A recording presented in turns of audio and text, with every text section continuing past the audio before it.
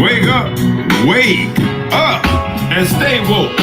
Cause this is the Ball Hog Sports Talk with your boy, B. Brown, ESQ, aka the Ball Hog, aka the Mouth of the South.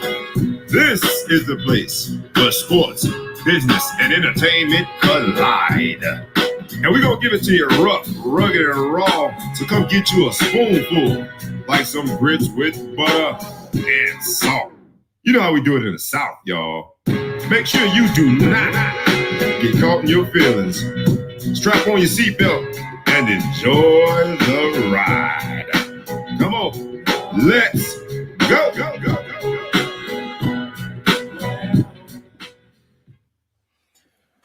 Y'all know what it is. What's up, and what is up? It's the Ball Hog Sports Talk with your boy, B. Brown, ESQ, a.k.a. the Ball Hog, a.k.a. the Mouth of the South, a.k.a. Mr. Excessive Celebration. Here for another week. It's a brand new month, y'all. We went on from Black History Month. Now we're into Women's History Month. This is my birthday month, so we're going to get crunk all month. On this half of it is the Pisces. Shout out to y'all. Happy birthday to all y'all. But the Aries are coming. We sitting there looking and we ready. So y'all better watch on out. I am so thrilled, y'all, that everybody is joining us, that you guys are coming on in. Like we ask you every week, we ask you humbly, please like, please comment, please share, tell a friend, tell a foe, tag a friend, tag a foe, tag anybody that you know, because the Ball Hog Sports Talk is in the building. I'm very appreciative, y'all. And today's episode is called Check on Your Friends. And I'm appreciative because I had an opportunity last night to check on a friend. A fraternity brother of mine, one of my line brothers, unfortunately lost his mother. And we did a Zoom call as a line, and just to see his face and to be able to show him love. So shout out to Big John, Fred Flintstone, the 7 Dog. A loss of a mother is like nothing else. And so my heart, my condolences, my prayers go out to him and his family. But it was also an opportunity to check on my friend.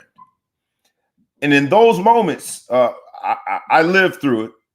Just hearing someone's voice, getting a call means the world to them. And so hopefully John took a little bit of peace and solace from our line Zoom call last night.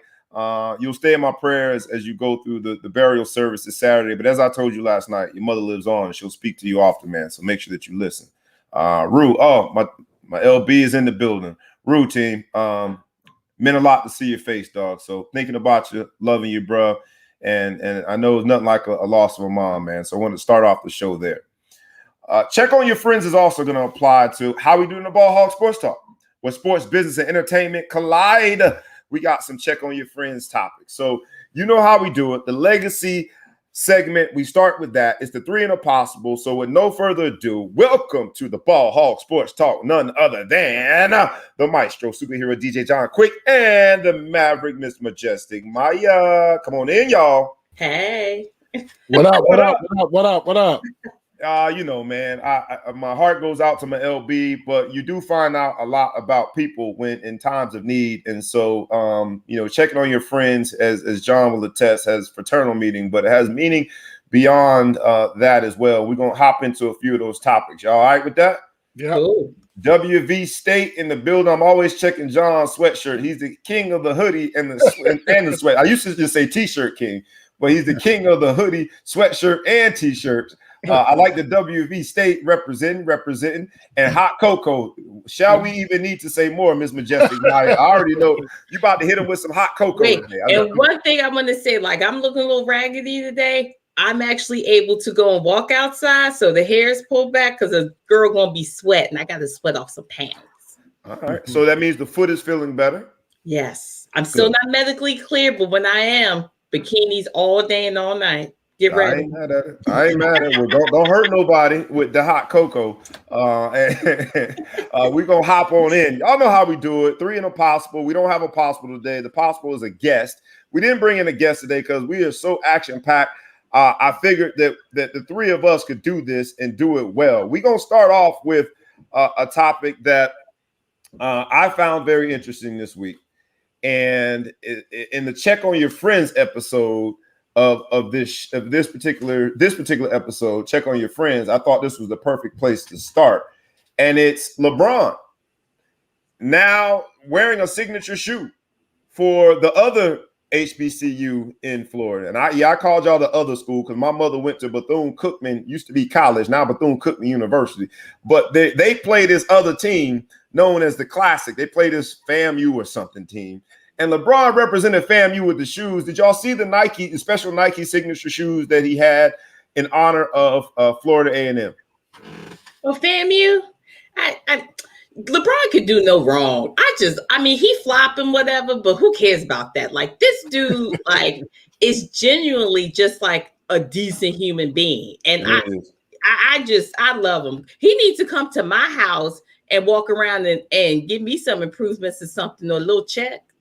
I didn't know how that was going to end, but I know you don't mess with married men. So oh God, no. I know I didn't know how that sentence was going to end. Okay. Come to my house and me and John looking like, what's my LeBron, nah, he's not my thing. But I mean, his bank account is. His bank account is. WB State in the building. The maestro, superhero DJ John Quick. Fam, you represented, and you representing as well right now. I know how we do. We represent our Black colleges and universities. LeBron in the ultimate stage on national television represented, and the shoes will fire. Maybe it's just a Florida in me, but that bright orange and green, other than it being synonymous with fam, and I'm a Bethune baby because my mother went there. Other than that, I mean, I found the shoes to be fire. I really liked them. And he is now going to, I think, create an entire line for FAMU. I didn't realize that LeBron has this line and other teams have used it. And it's sort of like what Jordan has done at Michigan and University of Florida. Now LeBron and his signature logo is going to go on the jersey of teams, on paraphernalia, which I thought is, I mean, he's Dude is, and I hate on LeBron. Y'all know it. I'm a LeBron hater just because I'm an MJ lover. So you got to choose one or the other. No, you don't. No, you don't. Well, in the world of love and hate and cancel culture, I'm just playing my role and hating on him. But how can you hate on all of the stuff he's doing? Ohio State has been wearing his signature logo since 2019. LeBron for president. What'd you think, superhero DJ John Quick? What signature logo? I've never even seen this. It's I think it's the crown with the LB. I didn't know it either. I never noticed it. Yeah. In connection with this story, they talked about it, and Ohio State's been rocking it since 2019, and I didn't know that either. I'll be looking for it now on the Ohio State paraphernalia. But I mean, LeBron is, he's transcendent. Yeah, it's dope that he did that with FAMU because I've always liked the bright colors, like you said, Bobby. So the shoes are definitely. I definitely got to get a pair of those without question. I would rock those. I would definitely rock those. Yeah, I love those bright colors. So yeah, I would rock those, man. Yeah. So it's unfortunate though, LeBron, the same subject of this topic, then still is being told to shut up and dribble by another professional athlete, Zlatan Ibrahim. I can't say his last name. Zlatan. And Zlatan is doubling down and saying that when politics creeps into sports, it taints sports. But when you think of our title, check on your friends. LeBron's friends among the professional basketball and beyond professional basketball, professional sports in general, LeBron's friends have showed up and showed out and defended his right to speak up. And I thought it was phenomenal because in moments like these, again, you find out who your friends are. And there's been no shortage of basketball players that have spoken out and said LeBron absolutely is doing what is right and speaking up and using his platform for good. But Zlatan is doubling down. I don't know if you guys saw it, but I just thought it was distasteful. And the only thing worse than being distasteful is doubling down on being distasteful. You doubly distasteful. And Zlatan, whose last name shall escape me because all of them syllables in Florida, we just don't do that. And my tongue just don't roll that way. But Zlatan is doubling down, man. I thought it was like, bro, read the room. I like the way you're saying distasteful because I'm just going to say dumb. That's because that's how he sounds. Like, for real, man. Like, you're not even over here. You haven't experienced what this man has experienced or what our people have experienced. So please shut the F up, man. Just keep it moving. Nobody cares about you over here, man. Like, whatever, dude. Like, doesn't it seem like he's clout chasing a bit? He realizes that absolutely. He's getting some notoriety because of the story, and he's not the centerpiece of it, but being on the periphery of it, we're still trying to say Zlatan, and I have been trying to pronounce his name all night for this moment, and I failed. But you know, it's crazy because Zlatan, this athlete, also says he idolizes Muhammad Ali. Exactly. How does that work? And you met a LeBron? The irony. The irony. Like I said, not distasteful, dumb. Dumb. That's your new last name. Since I can't pronounce it, since I'm too dumb to pronounce your real last name, your new last name is Dumb. How about that? It also, I thought, was powerful to see another basketball player speak up for LeBron in our man, Linsanity. Because not only did Linsanity speak up for him, Jeremy Lin, we know Linsanity that happened with the New York Knicks. We were here for that moment. But he also shared his own experience and said that he's been referred to as coronavirus, and the anti-Asian sentiment is growing. It was a G League reference. It happened in the G League because that's where he's playing now. And he chose G League versus one of the Asian leagues. But you know, it's sort of like how politics creeps into sports, because him being called coronavirus, I don't think we need to look far and wide for why that is. Powerful to hear, because I think sometimes our other brethren and sisterin think that we're just complaining, like playing the black card. But here it is. This ain't black at all. It's a man who is a great basketball player, spends his money. I love his statement. He says something to the effect of, people don't complain when professional athletes donate our money, our compensation to causes, but those same people complain when we speak up about our causes that we're passionate about. But Jeremy Lin, I thought, was the perfect other person to talk about this, because you can't blame that on playing the black card. Here's this man being called coronavirus. Did you see that? What'd you think? I think, to be quite honest, it's because it's a stereotype that Asians are the model minority. And it took some orange buffoon to say something, and it snowballed. And you go from, I'm not in the mix, I'm other, I stay above the fray. They've been conditioned to be anti-black, and now they're seeing what it's like to be black. The only thing is that they're not being shot and killed by police. Who said that? I mean, it may be on a regular basis. I got you. More times than not. I got you. Yep. Yeah. You know, and this is new. It's just like we've been told, we meaning black folks, we told y'all. We told you what was up. Some people have to, what I say, perennial stove touches. They touch the stove, right? And now they see. Now, I'm not condoning anyone assaulting or hurting elderly people. Like, that's some bitch shit. If you want to square up, get some competition. Get somebody who's going to fight back, okay? Don't get a 90-year-old man. Like, use a punk bitch for that. All I'm saying is that now, since you call Asian brethren, sister, or whatever, they see what it's like. Now they can realize it's more power in numbers. Since we're the others, so to speak, we need to rally together, join our causes, just like you want us to join your causes. There's power in numbers. Yeah, I think Jeremy Lin is doing that. He's been the captain of it. He's been very outspoken, was just on CNN and talked about racism in general in this country.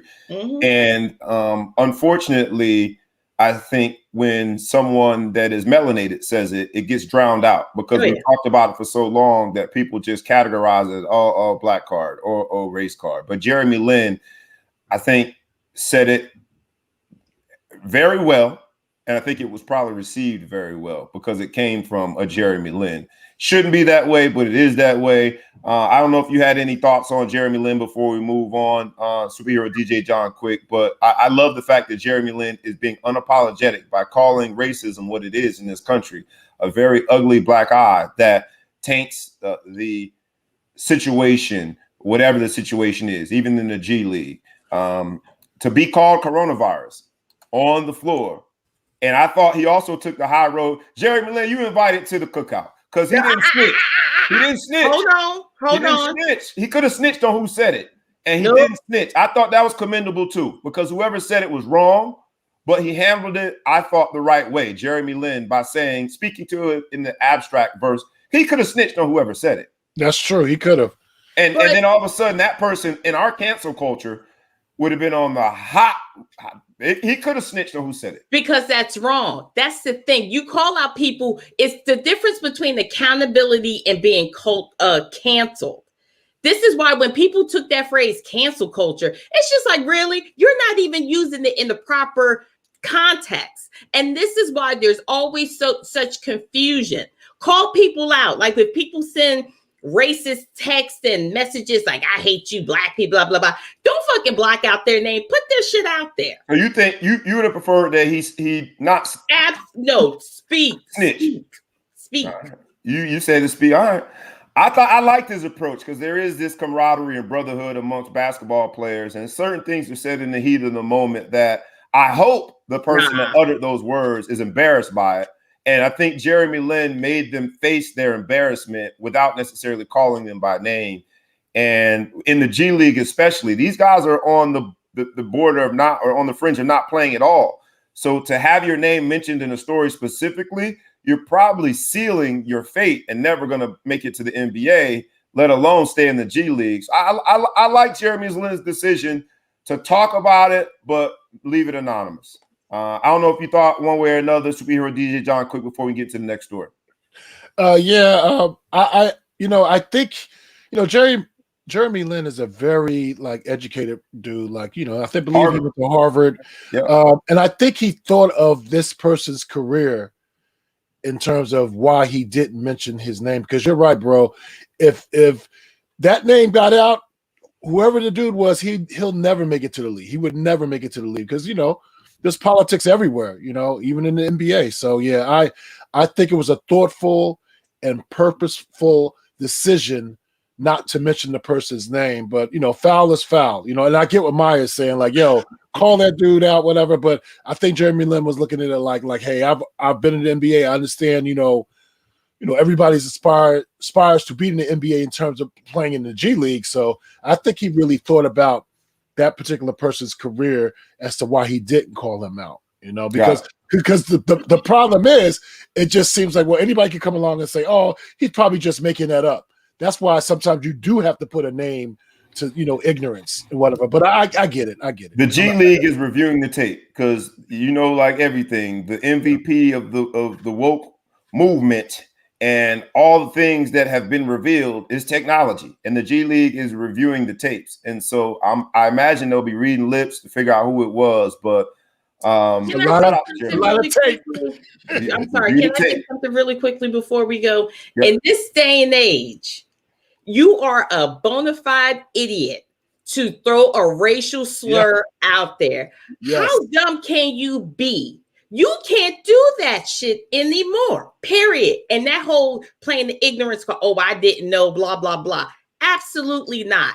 You're an adult. You need to be held accountable for the shit you do. There are no excuses. You have no right to call somebody coronavirus, Kong flu, and shit like that. Don't do it. You don't like it if people call you Blackie, hey soot, and shit like that. You don't like that. So don't do it. It's stupid. Because if somebody calls you out of your name, you ready to fight. So don't do that to people. Yeah, right. I would love to see Jeremy Lin throw them hands. You know what I'm saying? Because don't try me. Try Jesus. Don't try me. All right. To stick with the theme somewhat, we got to get to Tiger Woods, who has identified very well with his Asian side.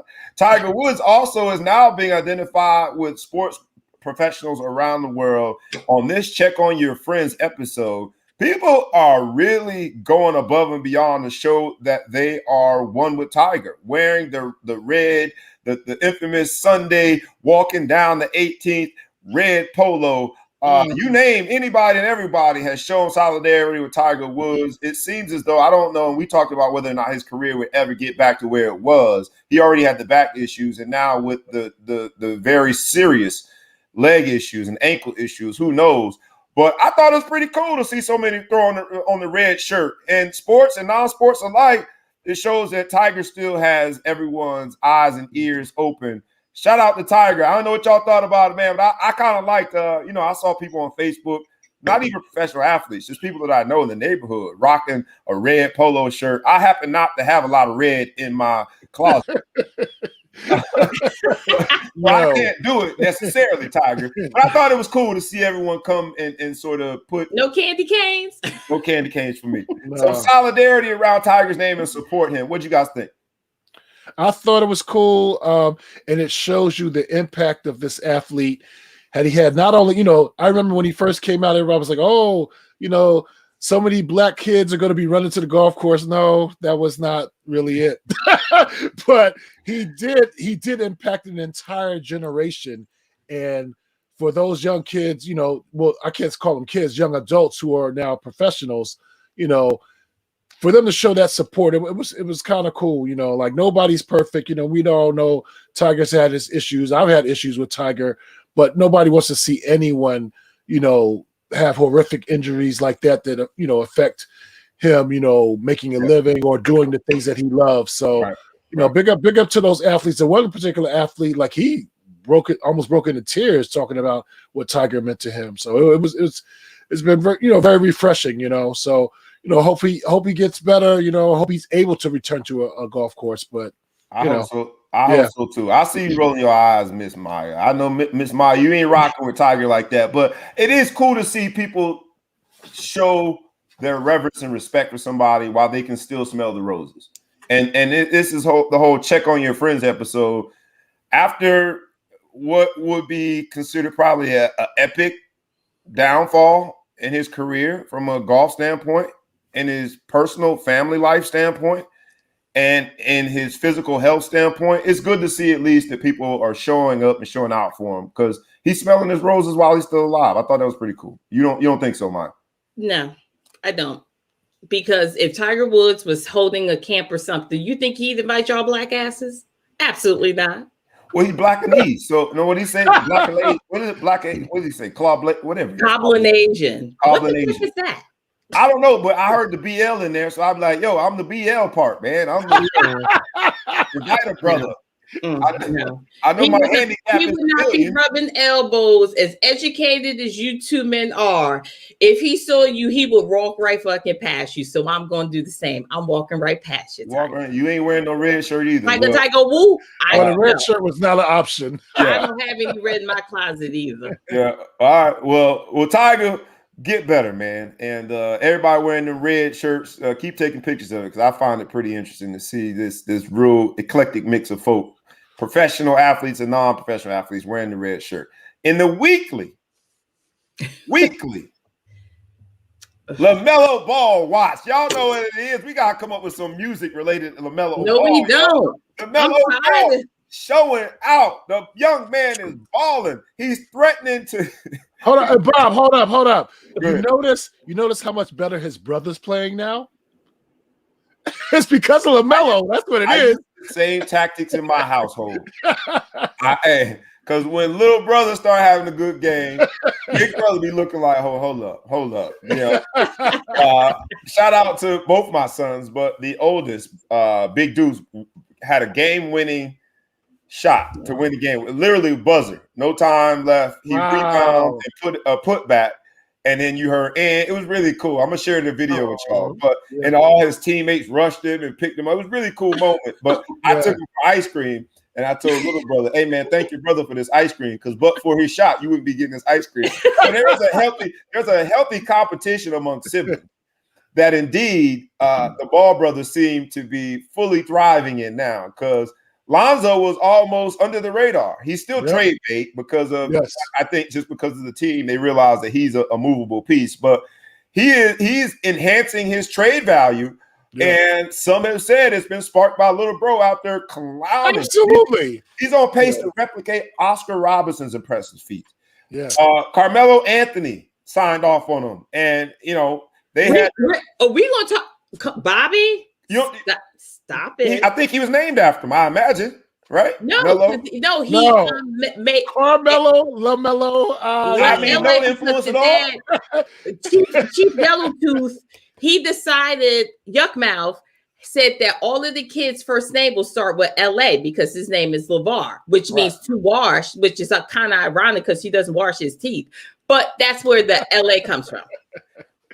But I know, so he had to put his own LA mix on it. But I think, and then he's got the 3-point jab to the head. Lonzo right now, is I think playing out of his mind because of his little brother. So LaMelo's reach is continuing to grow. I mean, the man is clowning, y'all. He's clowning. So I'm not going to go into his stats this week because the stats have been pretty consistent. But Michael Jordan, not only Carmelo, but Michael Jordan, MJ, 2-3, the GOAT. Thou shalt who be referred to as the GOAT, came out and said even LaMelo's great performance has exceeded his expectation, and he took him with the third pick or whatever, top. I think it was third pick, second pick, whatever pick he was. Third pick. He took him with the third pick, and he's saying he's exceeded his expectations. What other higher expectations can you have? And he's saying he exceeded his expectations. Come on, y'all, let's get on this LaMelo train. I'm going to talk about Bray and Thatch. Talk about little Bray. I don't want to talk about these little boys. I'd rather talk about them. Okay, sweet, kind, just athletic. The father ain't that crazy because Bobby know if he cut up, Emily will cut him. I mean, I ain't got no.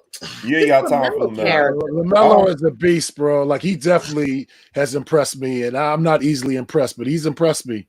That boy got game. That boy got game. You must not be watching basketball, sis, because that boy playing. Hey, man, LaMelo, the fact that Carmelo took time after the game to trade jerseys. Carmelo is bona fide, certified, first ballot Hall of Fame, going down. Oh, yeah. Probably top 25 players ever. I don't know where he's going to go. Hell no. I don't know, man. Hell no. Maybe, bro. Top 50. No. Yeah, Carmelo? Really, Bob? Carmelo Anthony is not top absolutely 50. top 50. No. Absolutely top 50. No. Carmelo Anthony? Carmelo Anthony is not top 50. That's a whole other subject. All right, we're not going to go down that path, but we should say that for next week. You better believe I'm going to table that one. Carmelo Anthony, I mean, if you look not at top 50 ever, not top 50 ever. No. Hell no.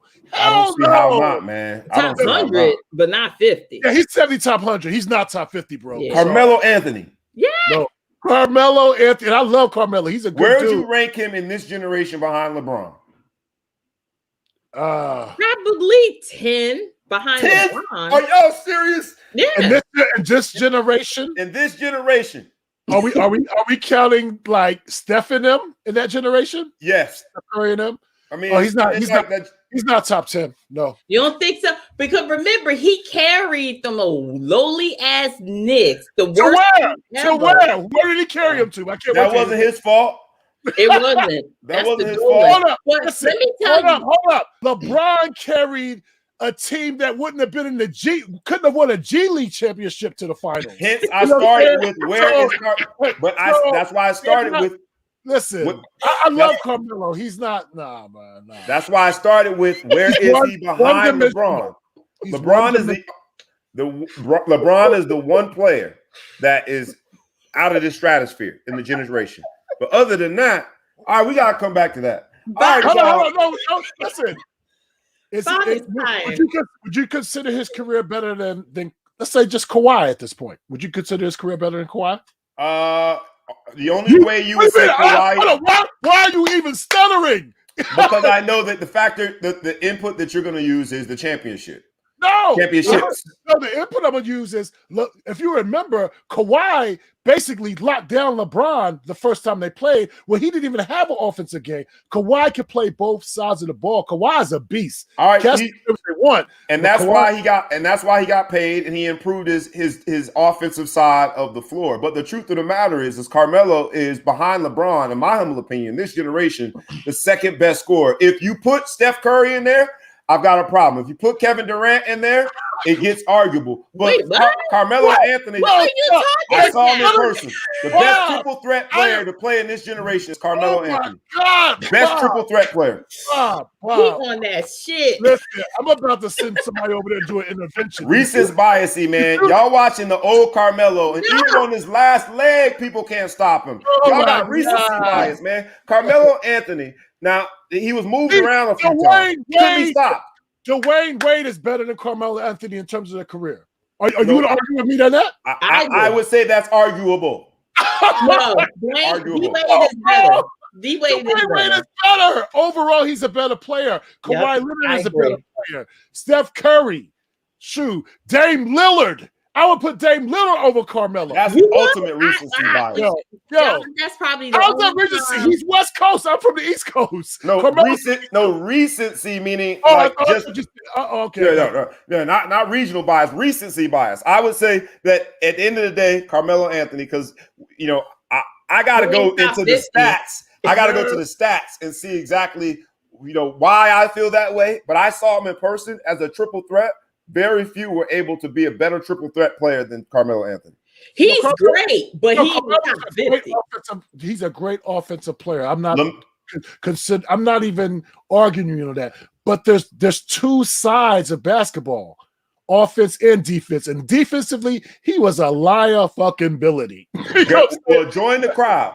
Join the crowd because defensively, CP3 liability, and despite the steals, liability. Steph Curry liability. CP3 is one of the top leaders in steals all time in the NBA. He gets them from the back, and he gets them from the backside.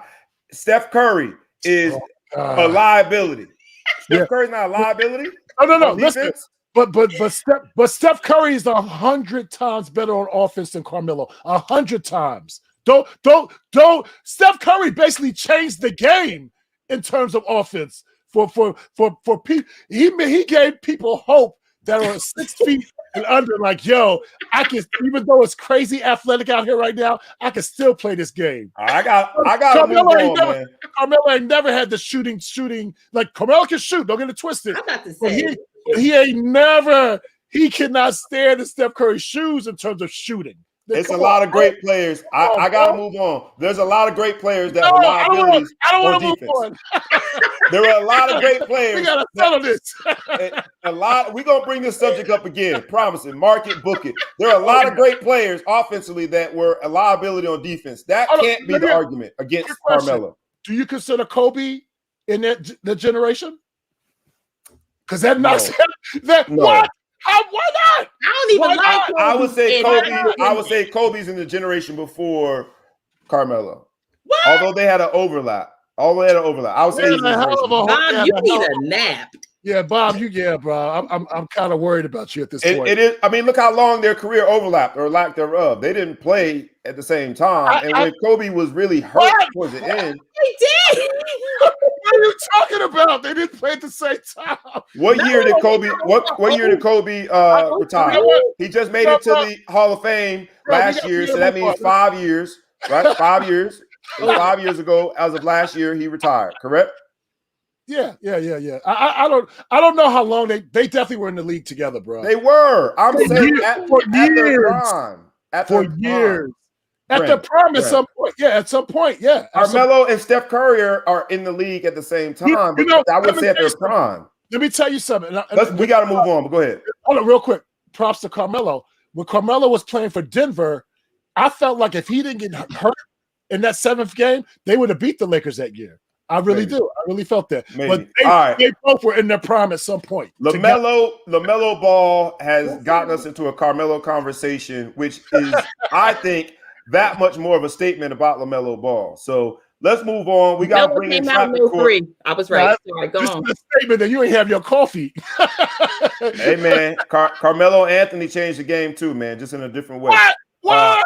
He did. He became the first stretch 3-4, man. What do you mean? What are you All right, look, we gotta bring in Flo. We'll do the topic another time. We'll bring in Flo. Let's do traffic court. Come on, Flo, bring to the stage from Big Flo. The Big Flo show. What's up, What's Big good, Flo? America? What's good? I let that go on way too long, man. So we're a little bit behind. Let's hop right into traffic court. We're going to start with, on today's episode, which is Check on Your Friends, we're going to start with the NBA commissioner, Adam Silver, feeling the need to apologize to the Raptors president. We know the incident. We talked about it on the Ball Hog Sports Talk, but Masai Ujiri is the president that I'm talking about, got into the incident with the security person when they won their championship versus the Warriors. And now Adam Silver has apologized and said that his statement about needing to avoid these situations, and he kind of alluded to a previous incident. Do we feel as though maybe it's too much? Did he need to even apologize? Is it reasonable or excessive that Adam Silver went out of his way to apologize about this? Big Flo, since you are just to the stage, let's start with you as we go around the horn. We got the judge, myself. We got the jury. That is Big Flo and the superhero DJ John Quick. We got the executioner, Miss Majestic Maya. This is the traffic court. What do you say about Adam Silver needing to apologize, Big Flo from the Big Flo Show? I thought he really needed to apologize. When you read into the story, sometimes we hear the headline and we buy the headline. I think for America, it's good to see this as another opportunity where a police officer just says whatever the perfect story is that makes their side of the story seem credible, and then we just blanketly believe it. And the Blue Lives Matter people out there, you just blanketly believe it. You think about it, there's going to be a lot of lies in police reports. Maybe some of them are all out criminal, whatever, but they're telling their version of the story. Again, there's always three sides to the story: your side, my side, and the truth. You can't blanketly believe it. But where I think Adam Silver really went bad was he kind of spoke to the credibility. And so when he mentioned it, he was like, he's got a hard charge and he goes this way and he's learning to contain himself. So now you're not even cutting for the guy, even if he did do it. So this is a guy that's on your organization. So even had he pushed the cop or did whatever happened to the argument, you made it seem like this is part of his character and this is who he is. That's hard to forgive, man. You know what I mean? You weren't even a character witness for this guy. I didn't know he was a hard charging guy. I didn't know who he was. Why would you put him out there like that and make it seem like this is the type of stuff he does? So he needs to apologize and more. Superhero DJ John Quick. No, absolutely needed to apologize. This whole incident was some straight BS, and I give props to the Raptors GM for the way he handled it. Everybody else, thumbs down. Like definitely. Miss Majestic Maya, reasonable or excessive that he had to apologize? It's reasonable, but he didn't do enough. It's just like, it's always like Big Flo was saying, that the assumption of guilt always falls with the quote unquote perpetrator. Like police officers are always right. I mean, police officers, first of all, they're not highly educated. They do 6 months in an academy and they're walking around with weapons to kill people. Stop believing the police, because you know how I feel about them. Defund them, do something with them, because they don't know. They don't de-escalate. They escalate situations and they lie. Whatever. Adam Silver could have kept that.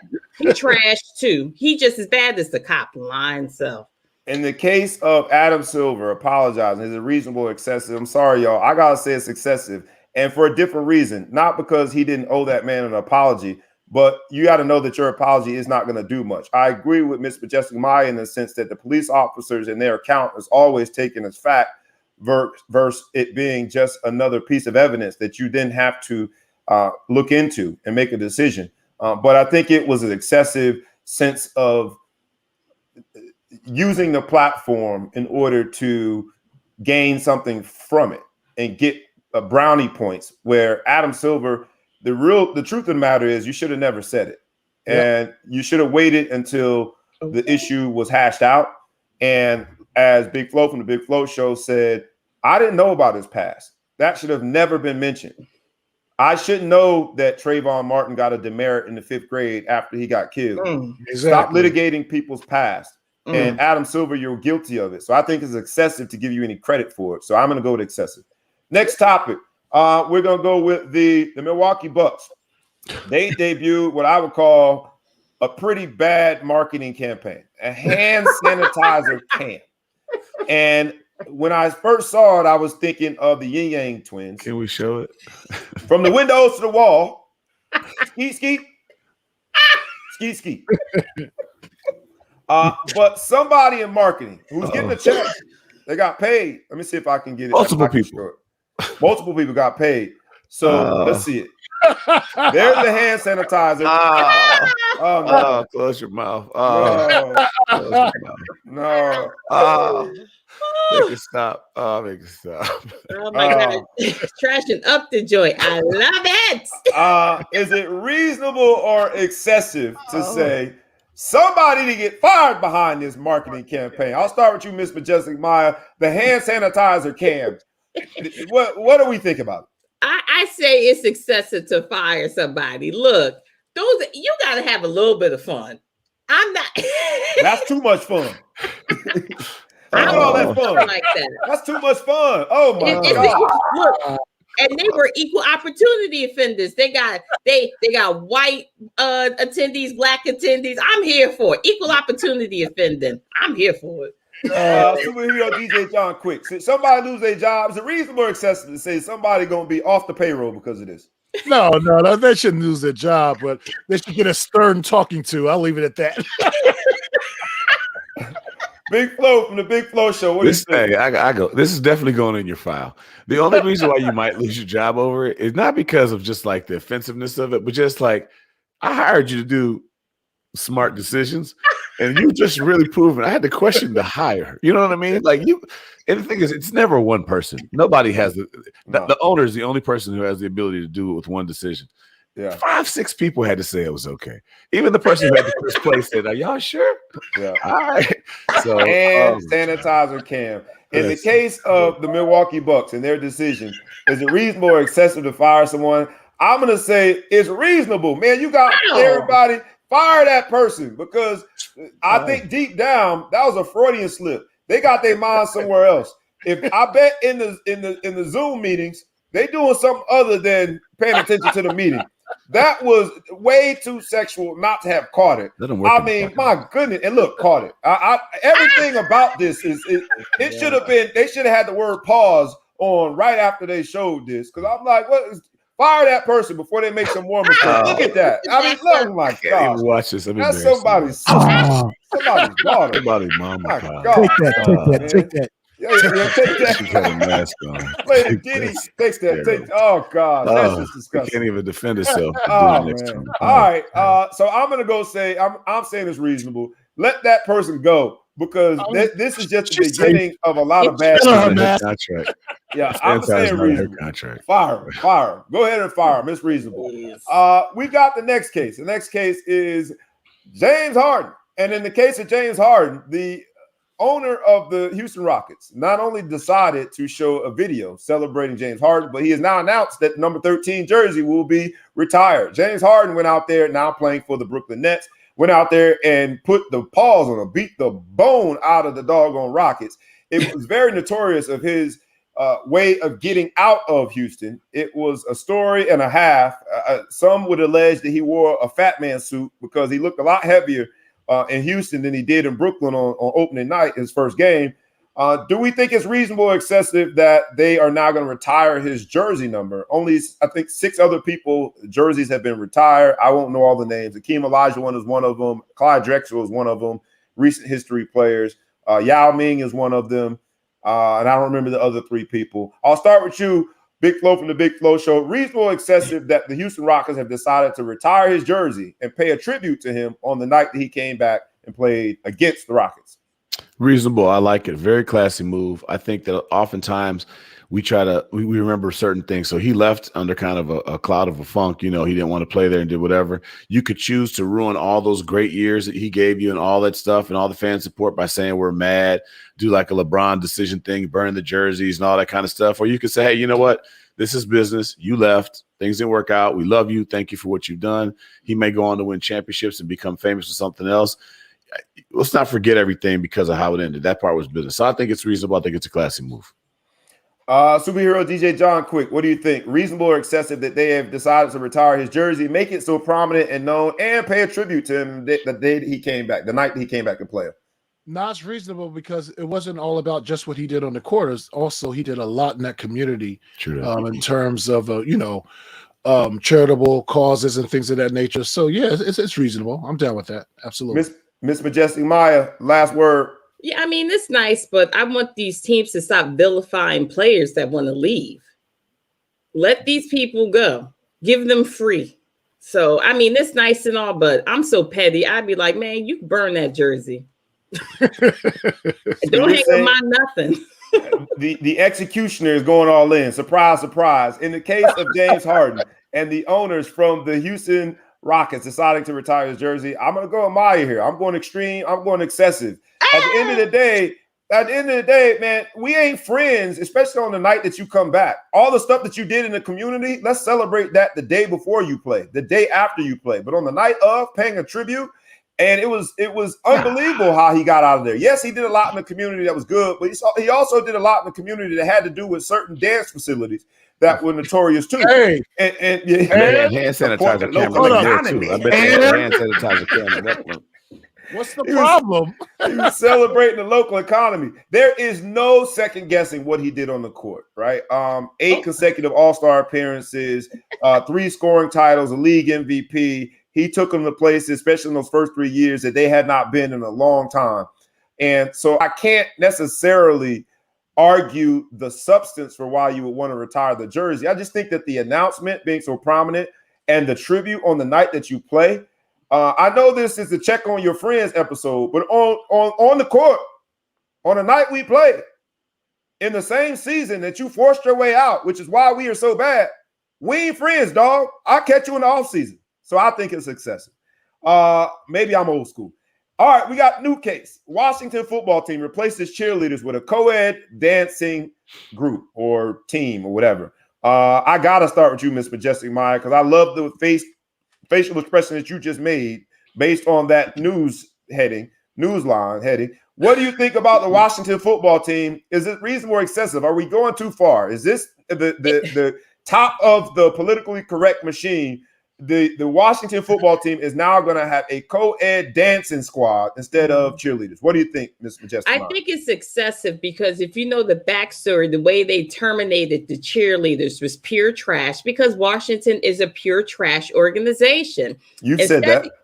Instead of you worrying about who's dancing, who's not dancing, how about you get rid of your trash ass owner? Okay, how about you clean up your team so your quarterback's not over here breaking all the COVID rules? Why don't you get that shit together before you worry about putting a co-ed dance team? People aren't even going back to stadiums anytime soon. Like that team is just throw them in the dumpster. They are just literal trash. And that's all I got. All right. So what do you think? Superhero DJ John Quick, the maestro, is it reasonable or excessive that they are now going with a co-ed dance group? I don't know what you would call it. I don't know what they're going to call this, but what do you think? Co-ed versus cheerleaders. I'm with Maya. Just throw the whole team away. I'm gonna keep it moving, man. This is just trash to me. Like whatever. Big Flo from the Big Flo Show. Reasonable or excessive that they would make this move to be more inclusive? Shall I say? I think it's excessive. I think when you read the backstory, they talk about. It seems like it's in response to some sexual harassment charges that people have. That's exactly what it is. And so I don't see how adding men to the cheerleading team solves the sexual, even nearly addresses the sexual harassment charge. If anything, you bring in more people around each other to do it. So it just seems like a weird, like that's what your response is. How about you just stop sexually harassing people and leave it at that? So I think it's silly. I mean, people like cheerleaders. It's a real thing now. It's a sport. People are getting involved in doing it. Now you're turning it into a dance club. It's like, all right, we're sexually harassing people. We'll solve it. We'll get rid of you guys. I don't get it.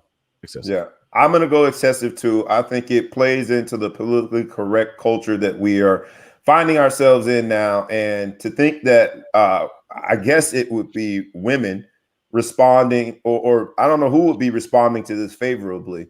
There are a lot of women that were NFL cheerleaders that have parlayed that into great opportunities. Mm-hmm. And I'm looking at it from that side is that this co-ed dancing machine or whatever they're going to be called is going to take away some spots from people that have been cheering their entire lives. Cheerleading is one of those sports that you don't have necessarily a professional opportunity.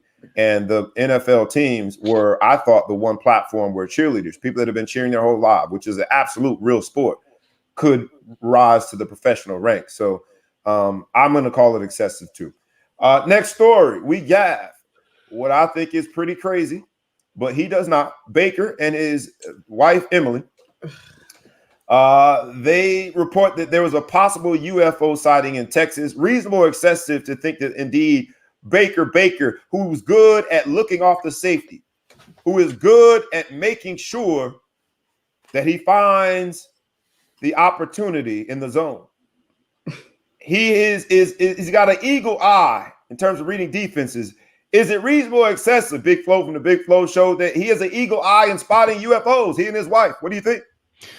You know what? I thought about that song and remixed it. I thought I saw a UFO because I was high. Whatever that thing, because I was high. You got it from me, DJ. You can't line it up. Whatever. No, Right. I don't know. I don't even know what you're talking about. Because I got high. Because I got high. Oh, we got high. Oh, yeah. Oh, I just record, thought yeah. maybe he saw a UFO. They was out there drinking. Yeah. I don't know. Maybe it was a shooting star.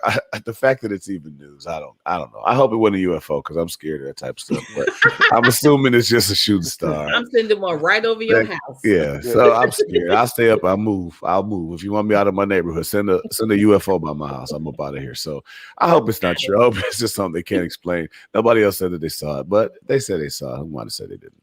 Superhero DJ John Quick, what do you think? Is he have a special, unique eye to find the UFO, or is this a bit excessive? Did he not see it?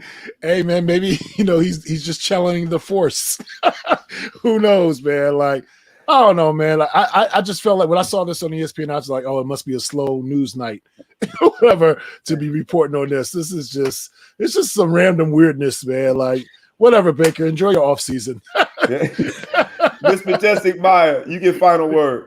The only UFO he saw was himself. He pulled up a mirror and looked and said, "Oh shit, unidentified fucked up object."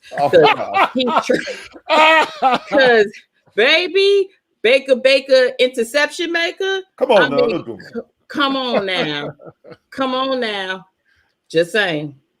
I liked my version, Baker touchdown maker, but I have to admit that at least last season, not this past season, he had a good season.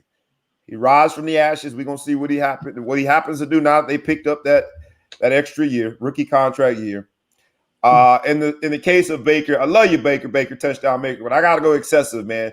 I thought that it would be somebody from New Jersey to say this. Now that they legalized weed last week, I thought that would be the UFO sighting, but Baker, and all his 26 touchdowns and 8 interceptions, which I like that ratio from 2020 versus 2019.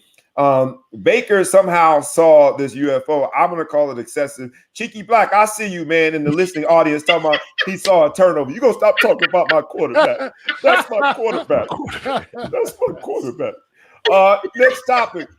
We got to go with this case. It's slave mentality. This Creighton's coach, Greg McDermott, somehow, some way, in a speech says, you guys got to stay on the plantation with me. He has now been suspended for a year. Creighton is second in the Big East, doing well after a great year last year. It looked like they're in prime position, but they've lost 2 in a row. And somehow that prompted Coach McDermott to invite people to stay on the plantation. Miss Majestic Maya, I'm going to start with you. I got to warn you, got to keep it to about 58 seconds. But what do you think about, I know you upset because I saw it in your face as soon as I talked about it. What do you think about Coach Greg McDermott encouraging people to stay on the plantation?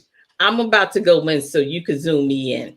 Oh, first and foremost, you have to know your audience. You are a white male coach. Your players are predominantly black. Okay. You do not use words that evoke horrible memories of things of that nature. You cannot say or do anything you want to do. Okay, that's the problem with not being held accountable. If we say it, me, Bob, John, whomever, that is something we could do because we are black. We know what the slave mentality, the living on the plantation, that's our day to day. We know that. We can relate. Now, we can't relate to the beatings, but we can relate to that you're not even gonna, it's just more. There are many layers to that cake. Secondly, a plantation, that's the first word that pops in your head? A plantation? Seriously?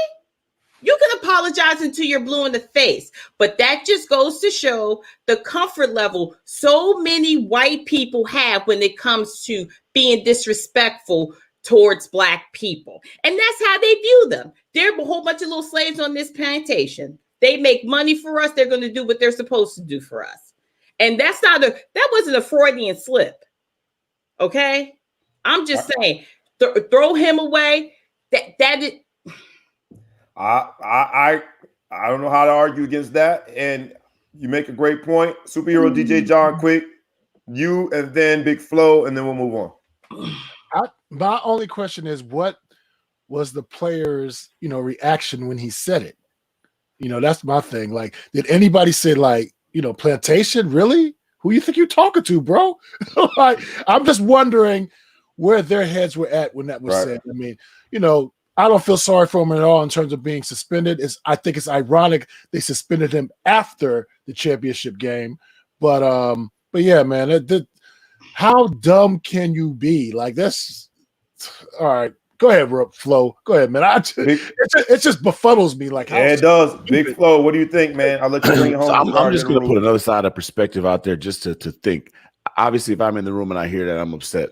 I don't know this guy's background. Never heard of him before. I don't know what his background is. So sometimes this is one of the things somebody says, and you're like, coming from him, whatever.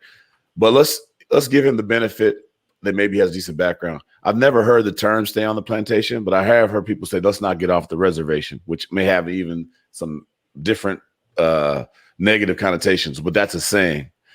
So there's a chance that this man was trying to say, stay on the reservation or whatever the heck he was trying to say, because it doesn't make any sense. Stay on the plantation. I never heard anyone say it.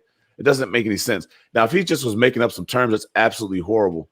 But I'm just putting something out there. What if he was trying to think of a saying and he had no idea to do it? Now, it wonders why that's the word that came to mind as that he messed up. Makes you kind of question it. That's how he messed up the word.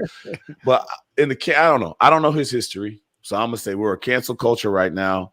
No. I need to know a little bit more about this man before I'm ready to kill him. If he thought he was trying to use another word and he talked himself into a corner and something came out, I don't know. I got to know his credit. I got to know his character from behalf before I can do it. But I can't vote to acquit him because I don't know him.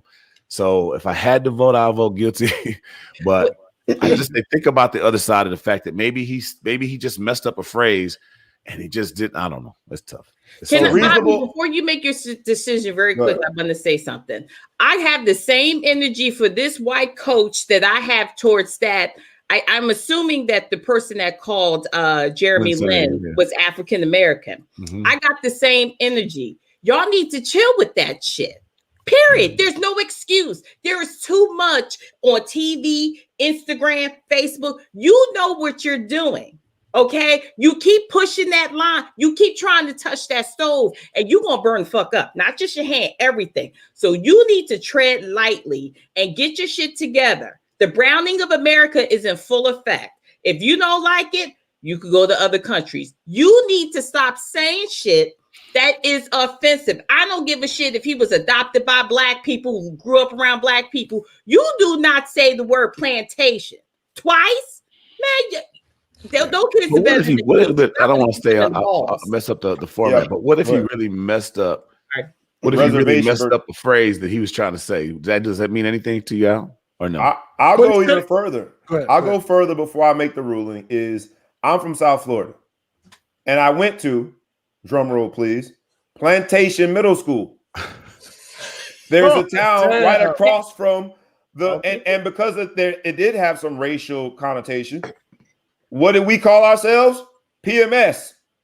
Yeah, imagine that, a full gym of people yelling PMS, PMS. I don't think that people think through certain things when it's around you. And I don't know this coach's background, but I know that there are people that live in Plantation, Florida, that don't feel as though they're consumed by racism because it's just a town name to them. And I'm going to give him the benefit of the doubt. I'm the only one on here that's giving him the benefit of the doubt. I think because Coach Holtz said it, stay on the boat. I remember he was like, make sure you stay in the boat. That was a theme for the year. And I remember thinking, stay in the boat, like boats and black folks. Last time we stayed in a boat, we ended up on a different continent and ended up with free labor, bro. I'm not staying in no boat. But he was trying to say, right, stay together. And I hope that this coach just made a bad slip up. If he did it, we'll hear more. I've seen people in the comments said that he's probably done this before. If it has happened, we will see it because racism will rear its ugly head when you least expect it, and people going to tell on you. So I'm going to say that it's excessive to throw him too far under the bus for this. I'm glad he got suspended for a game. I'm glad that he knows that this is sensitive and offensive to people. And I'm also glad that we are all on notice now, and we'll be watching to see if indeed this is his character or just a slip of a word. All right, y'all. Let me see. We got two more quick topics. I'm going to skip one that I plan on doing, and go to another one that I think you guys will love. And it is the Andy Reid face shield will be enshrined in the Pro Football Hall of Fame. We remember his hot breath being all on the face shield. What do you think about it? I'll start with you, superhero DJ John. No, I'll start with you, Big Flo from Big Flo Show, and we'll go around quickly before we move on to halftime. The face shield, the hot, what we call the hot dragon, hot breath. I think, it's kind of a funny little thing to do, but I do think that, football lasting forever. 100 years from now, you look back and someone's going to say, what was that? So I do think you need to put things out there to kind of commemorate what's going on. We looked at the Spanish flu, having people masked. I never thought about people going to football games in masks. So somebody dug up a picture when they had the Spanish flu. So I think it's fun. It's not like it's saying it's a great achievement, but it's just a fun thing, like a museum thing to put in there. This is a goofy thing that we had to endure. It'll get laughs, years from now when people have forgotten about it. So I think it's cool. Got it. Superhero DJ John, quick. No, I think it's great. These are unprecedented times that we're living in. And, I think there needs to be some type of marker, kind of signifying that. So I'm not mad at that at all. Yeah. Miss Majestic Maya, you get last word. I agree. I mean, like John said, and Big Flo, it needs to be a marker. But what needs to be addressed is how his son was driving under the influence and hit that 5-year-old girl and almost killed her. How about that when you talk about Andy Reid? Because that's his son's second offense. How about that, NFL? In the case of Andy Reid's face shield going down in history, is it reasonable or excessive? You all seem to think it's reasonable. I think it is absolutely excessive. I don't want to see that man hot breath, because the truth of the matter is the only reason it's a story is because he was lying and his breath stink. That's what we say in Florida. That man breath was all over that face shield, man. And they make shields. I know because I just flew this week. They use a Milwaukee cam, the sanitizer cam, before they put it. That's really what it was, is a sanitizer shield. I'm not touching that one. I'm not touching that one. Literally or figuratively. Straight up. I will say it's excessive. Nobody wants to see his face shield. I think that through the pictures that the photographers will capture of stadiums that are empty, of coaches that have the mask on. There's so many different, I think, images that will capture this time, this moment in the pandemic. Yes, they are I think, going through the unthinkable in terms of overcoming stuff to get out there and play on Sundays. But I think it's excessive. It's symbolic. Yeah, it is symbolic, but maybe it's just me and Andy Reid. I don't like Andy Reid. All right, y'all. That has been the traffic court. Like we ask you guys every week, humbly, please like, please comment, please share, please tag a friend, tag a foe, tag anybody that you know. It will only cost you 3 seconds and it will do us a world of wonder. So please, please, please, please, please share. If you're in the podcast community, please subscribe. This has been both the Three and Impossible and now the traffic court. That was Miss Majestic Maya, the Maverick. That has been the Maestro, superhero DJ John Quick. And that has been Big Flo from the Big Flo Show. All right, y'all. Now we're going to get into the halftime. You know what halftime is? It's center court. This is brought to you by Excessive Celebration, much more than a party. We are an experience on top of your event. Today's center court is, again, we do it every week, talking about the topic of the show, talking about the episode, the title, which is Check on Your Friends. Check on your friends. And in these days, you really have to figure out who's a friend and who's a foe. And the hardest times in your life, when things get difficult, it won't be until those moments that you actually know. Check on your friends in the sense that encourage one another. Make sure that people's mental health is important to you. Make sure that their smile is not looked at as everything is okay. Check on your friend from a business opportunity standpoint. Help them. All of us have been indoctrinated into the e-commerce world, but sometimes it's our friends that will be the last person to buy our merchandise. Check on your friends, support them, whether it be a podcast where all you have to do is share, like, comment. Check on your friends and support them. Because in these days, in this pandemic, whether it be sports, business, or entertainment, whether it be politics, whether it just be life, whether it be waking up with this daunting reality that we are all susceptible to a virus that could kill us, make sure that you check on your friends. In the second half, we'll talk about some of the mental health aspects of that. We'll talk about some of the business aspects of that.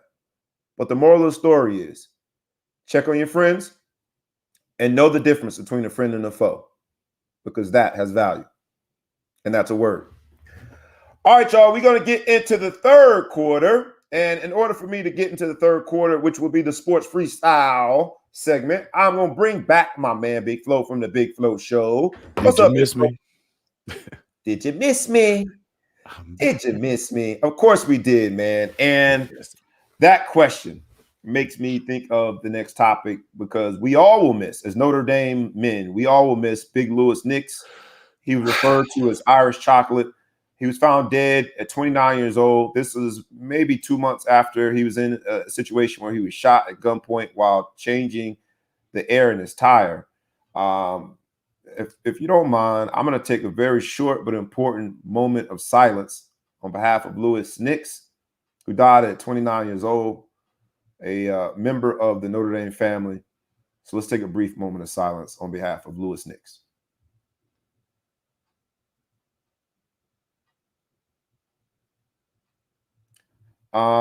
Immediately what comes to mind is that interview where Biggie and Tupac are talking about Biggie and Tupac, and Biggie says, dying ain't no coming back from that. And I know we will litigate what went into this and why it happened, but from all accounts, and I got to meet him after the shooting, ironically. I've met him before, but got to be in when they do the game watch where you're in the video with a few players. Oh, yeah. I did it. Yeah. And so I got to be in a room with just him and like two other players, and we hit it off because he's from Jacksonville. And that was after the shooting. Oh, yeah, it was after the shooting. And so, I gave him the Duval shout out. We went back and forth about Florida stuff, and just unfortunate, man, at 29 years old that someone loses their life. I don't know where the story goes, but him being a Notre Dame legend is a part of it, but there's something deeper there. And I'm sure that a lot of his friends are wondering why, what's in the story, what could we have done? I feel like we have to talk about this, but I don't know any particular angle. You need to talk about it. It brings up a lot of topics and a lot of things that make you feel bad. So, I talked to some people that knew him, and they said they thought he was cool and everything was all right. I feel, obviously, for any obvious reason, if you lose a child, I feel terrible for you. But what I really feel even worse for is the speculation not knowing. So, for those who don't know, you read these stories. They actually found him. His car was in a pond, right? And assuming he drowned or whatever. Don't want to get graphic on how it was found, but at the end of the day, like, the assumption is, oh, here's another guy that killed himself and here's whatever. But we don't know that, right? He got shot a month ago, and there's a speculation. And that's, I think, being in the public eye as people are, and being as we are a society that's so quick to kind of jump to things. I hate for his mother and I hate for his loved ones to have to go through all these speculations and people doing this, and now football's on the fire, and was he doing bad? And people want to know, was he down on his luck? And they want to dig in there and they want to find reasons why. Sometimes those are for genuine reasons, but often it's because everyone's just curiosity and really it's somewhat just nosy, right? It's in some ways it's irrelevant how he died, but if there is a message to be said, there is. But from reading the stories, there's no reason to believe he didn't lose control of his vehicle like Tiger just did and fall off the side of the road and end up in a pond, and no one was there to render aid. I haven't seen anything that said that isn't what happened. And again, using the Tiger reference, Tiger was going off to breakfast, drove a little too fast, and he flipped. People are going to use the not to switch topics, but I hear they're going to look at the black box in the car to find out how Tiger crashed. I'm thinking he got in an accident. Who cares? Right. Unfortunately, this guy lost his life there, but he was a guy that I felt like I knew, even though I never met him, because, he just was such a huge personality. And, so many classes have come and gone since you and I went to that school. But he played on, the D line with Tuitt and one just a fun, Notre Dame really hasn't had a ton of big name D linemen in the past. I love that he wore number 1. Fat guy wearing a single jersey, single digits. Shout out to the fat dudes out in the world that wanted to wear single digit, but they just didn't come in XXX. They showed scenes of him, dancing and running the ball out of Wildcat in there in a spring game. Just a fun guy, just a guy that everybody liked to be around. From the time he was recruited, he just seemed like a great dude. So I wish I had a chance to meet him. Sorry the brother's gone. I feel terrible for the family. Those wounds don't heal. Unfortunately, there's been 3 or 4 deaths out of his era at Notre Dame. The Atkinson twins both killed themselves, and that's terrible. And it's just sad. And you wish it was something you could do. You can't, like you said from Tupac. There's nothing to do now. It's too late. There's nothing we could do. So, R.I.P. Big Chocolate. You couldn't have said it any better, man. Shout out to his family. Our condolences, and I think we'll leave it there. You said everything that needs to be said. Irish Chocolate, that nickname itself. Irish Chocolate, really, really fun nickname. And shout out to Louis NIx and all of those. When I say check on your friends, all of those who are completely devastated by this news, our thoughts and prayers go out to you. We encourage you guys, especially in this episode, check on your friends to get the therapy that you need. Don't feel as though you're mourning and feeling overwhelmed by this news is embarrassing or something that you should try to hide from. Make sure that you get the therapy that you need, because this is at 29 years old, very, very, very shocking news. So make sure, I say this in this check on your friend episode, make sure you get the therapy that you need. Tough to go on from that, but we have to. I think a good next topic would be JJ Watt, man. You know what? I'm going to wait for JJ Watt. I think another topic that we can talk about is this doggone NBA All-Star game. NBA All-Star game, you see LeBron got the pick again. Kevin Durant's not playing. I thought he should at least get the first pick since he's got to pick someone to replace him. Do you think anybody got disrespected rather by the order in which they were selected? Because it then turned into just pick up basketball, right? Who you got, and we've all been in that moment. I thought Kevin Durant showed the loyalty, talk about check on your friends, because he made sure he picked up all his Brooklyn Nets. What did you think about the draft order? Did anybody get disrespected on it? And do you like the teams? I mean, so I'm looking at the roster here. So starting for Team LeBron is Giannis, Steph, Luka, and the Joker. Yep. It's going to be kind of interesting for James Harden to come off the bench, but we know the first half of the season he didn't really play, so that's there. Then on the other side is Kyrie. On Team Durant is Kyrie, Joel Embiid, Kawhi Leonard, Bradley Beal, Jason Tatum.